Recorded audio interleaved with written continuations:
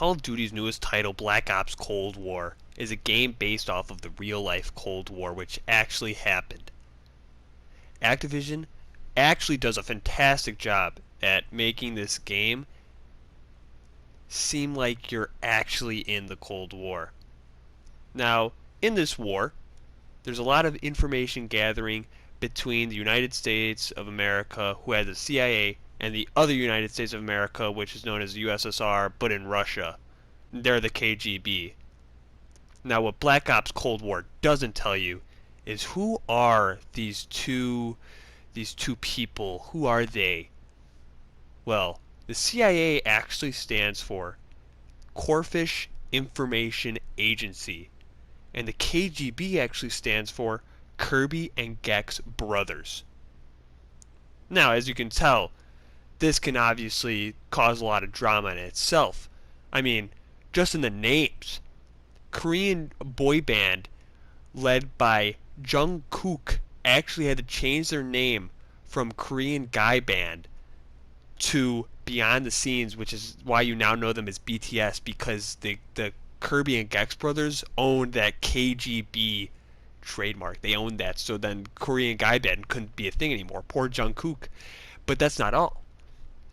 The Mario brothers also had to change names. They couldn't be the brothers anymore because they were the Kirby and Gex brothers. The Mario and Luigi could no longer be brothers. So during this Cold War period, Mario and Luigi actually became cousins. And that's why when you were a kid, at one point you doubted that Mario and Luigi were actually brothers and thought they were cousins. It was because they actually were during this time period, because there was the Kirby and Gex brothers.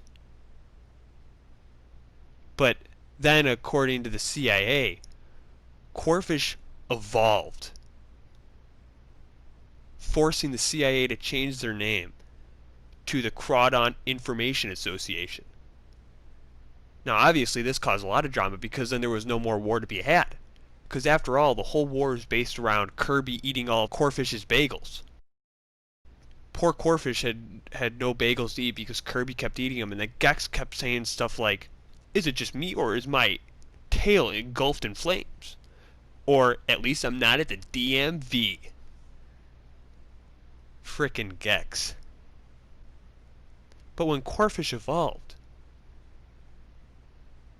Crawdon didn't have a need for the bagels anymore. Crawdon doesn't even like bagels. So there was no war to be had. But oh no, this is where things get crazy. Because then Kirby gives Cubone a bagel. Now this enrages. This absolutely enrages Crawdon, because Kirby did not give old Corfish a bagel, but he gave Cubone a bagel. Now Crawdon wasn't going to have any of this. And as soon as Kirby started giving bagels to Cubone, all of a sudden Gex started giving some information to Cubone as well. Such as, don't drink tap water at Jerry Garcia's. Or, West Side Story auditions are down the hall. And that's where the line was crossed. Because not only did Crawdon miss his West Side Story audition, he also drank tap water at Jerry Garcia's. Gex completely fucked Crawdon.